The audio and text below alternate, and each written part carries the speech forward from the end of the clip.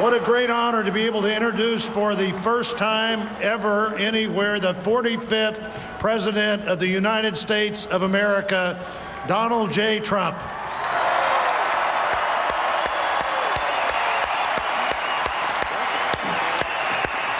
I get that one right?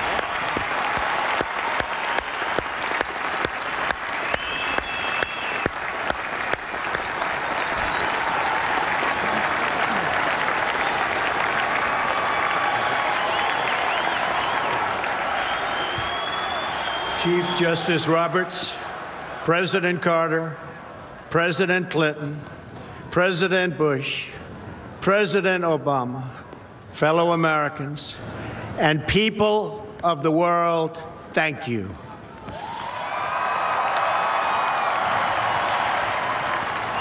We, the citizens of America, are now joined in a great national effort to rebuild our country and restore its promise for all of our people.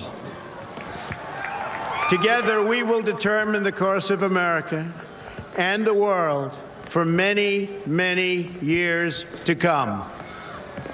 We will face challenges. We will confront hardships, but we will get the job done. Every 4 years, we gather on these steps to carry out the orderly and peaceful transfer of power. And we are grateful to President Obama and First Lady Michelle Obama for their gracious aid throughout this transition. They have been magnificent. Thank you.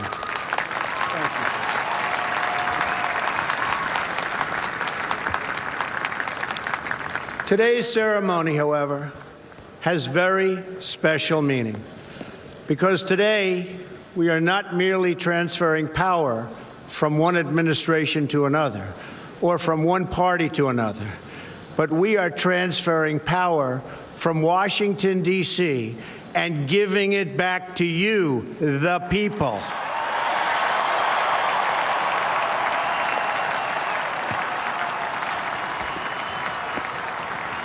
For too long, a small group in our nation's capital has reaped the rewards of government while the people have borne the cost. Washington flourished, but the people did not share in its wealth. Politicians prospered, but the jobs left and the factories closed. The establishment protected itself, but not the citizens of our country. Their victories have not been your victories. Their triumphs have not been your triumphs. And while they celebrated in our nation's capital, there was little to celebrate for struggling families all across our land.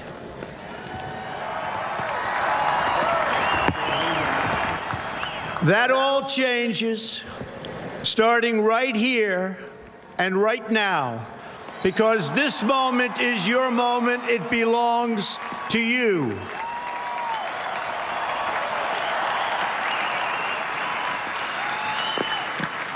It belongs to everyone gathered here today and everyone watching all across America.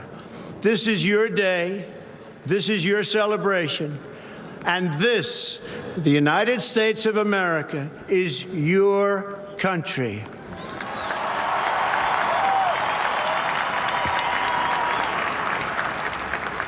What truly matters is not which party controls our government, but whether our government is controlled by the people. January 20th, 2017 will be remembered as the day the people became the rulers of this nation again.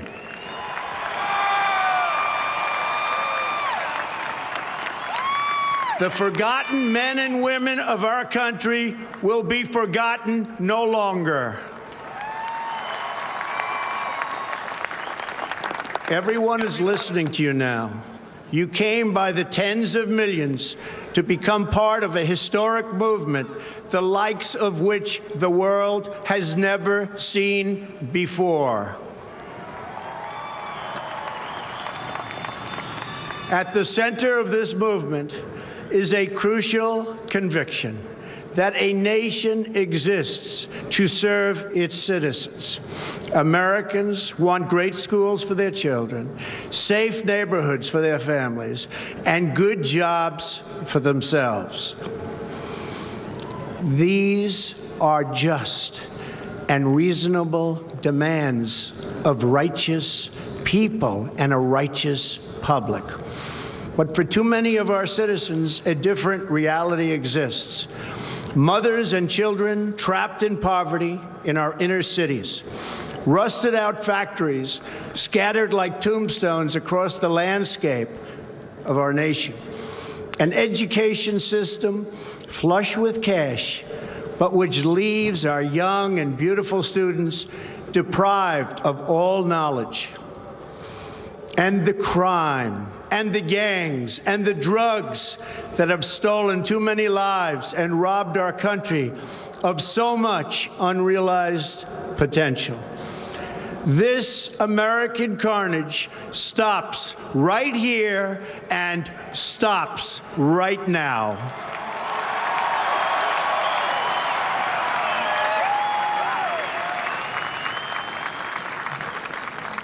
We are one nation, and their pain is our pain.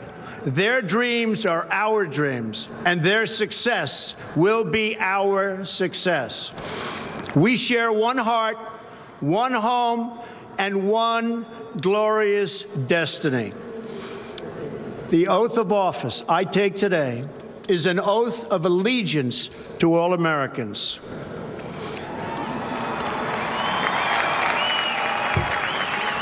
For many decades, we've enriched foreign industry at the expense of American industry, subsidized the armies of other countries while allowing for the very sad depletion of our military.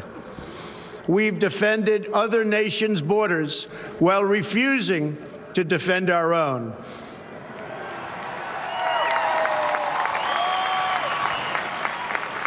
And spent trillions and trillions of dollars overseas while America's infrastructure has fallen into disrepair and decay. We've made other countries rich while the wealth, strength, and confidence of our country has dissipated over the horizon. One by one, the factories shuttered and left our shores, with not even a thought about the millions and millions of American workers that were left behind. The wealth of our middle class has been ripped from their homes and then redistributed all across the world. But that is the past, and now we are looking only to the future.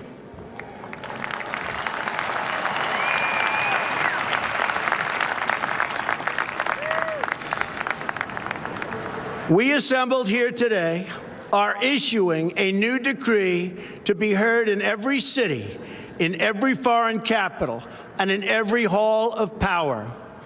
From this day forward, a new vision will govern our land.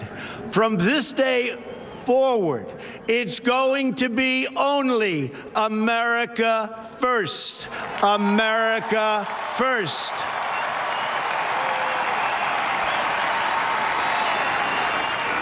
Every decision on trade, on taxes, on immigration, on foreign affairs will be made to benefit American workers and American families. We must protect our borders from the ravages of other countries, making our products, stealing our companies, and destroying our jobs.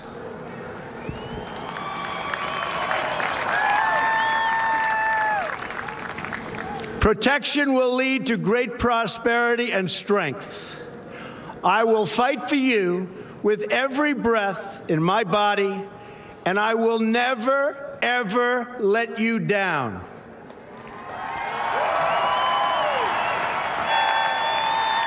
America will start winning again, winning like never before.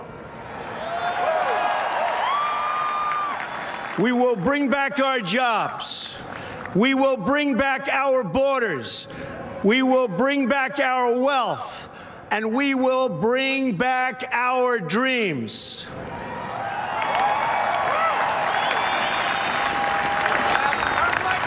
We will build new roads and highways and bridges and airports and tunnels and railways all across our wonderful nation.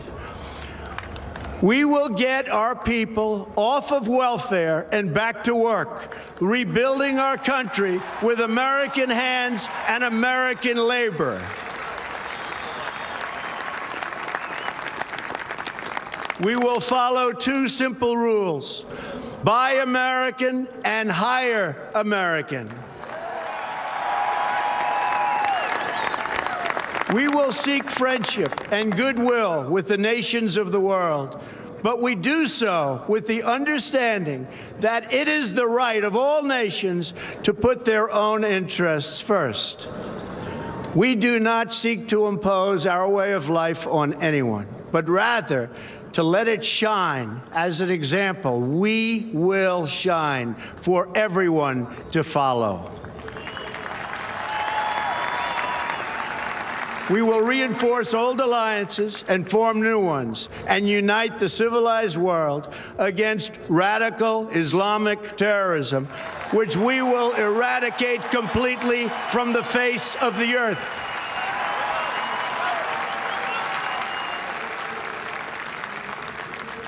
At the bedrock of our politics will be a total allegiance to the United States of America.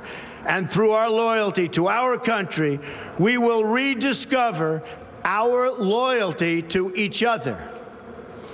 When you open your heart to patriotism, there is no room for prejudice.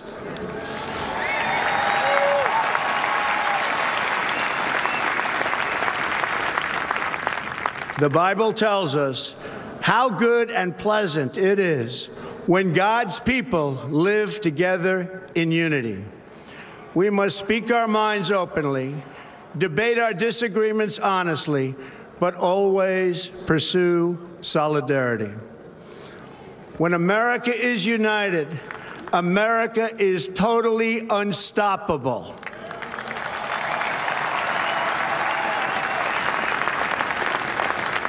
There should be no fear. We are protected, and we will always be protected. We will be protected by the great men and women of our military and law enforcement. And most importantly, we will be protected by God.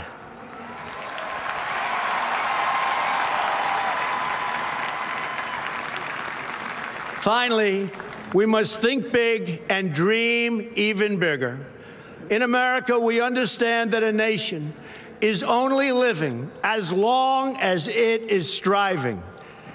We will no longer accept politicians who are all talk and no action, constantly complaining but never doing anything about it.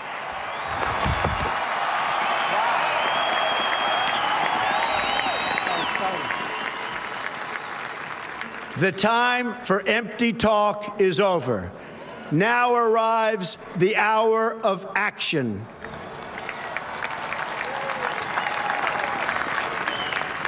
Do not allow anyone to tell you that it cannot be done. No challenge can match the heart and fight and spirit of America. We will not fail. Our country will thrive and prosper again. We stand at the birth of a new millennium, ready to unlock the mysteries of space, to free the earth from the miseries of disease, and to harness the energies, industries, and technologies of tomorrow. A new national pride will stir our souls, lift our sights, and heal our divisions. It's time to remember that old wisdom our soldiers will never forget, that whether we are black or brown or white, we all bleed the same red blood of patriots.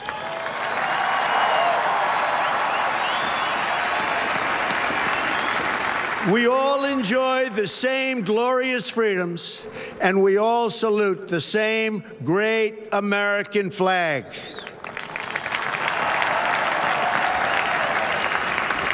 And whether a child is born in the urban sprawl of Detroit or the windswept plains of Nebraska, they look up at the same night sky, they fill their heart with the same dreams, and they are infused with the breath of life by the same almighty Creator.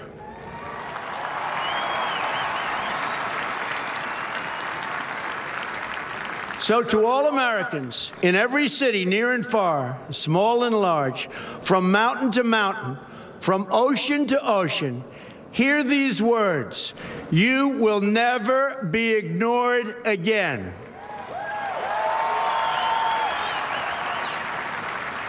Your voice, your hopes, and your dreams will define our American destiny.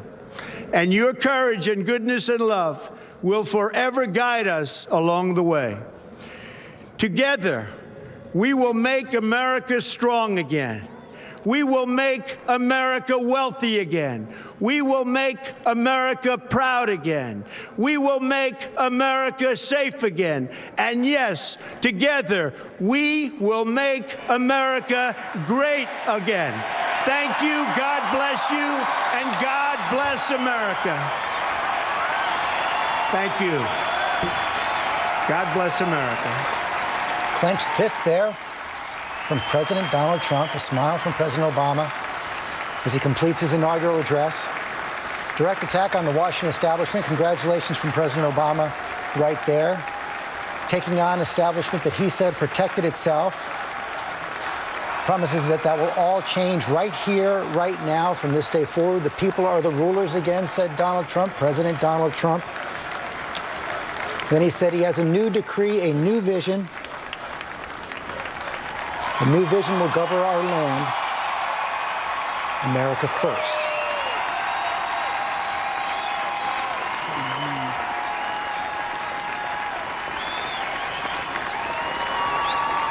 Ending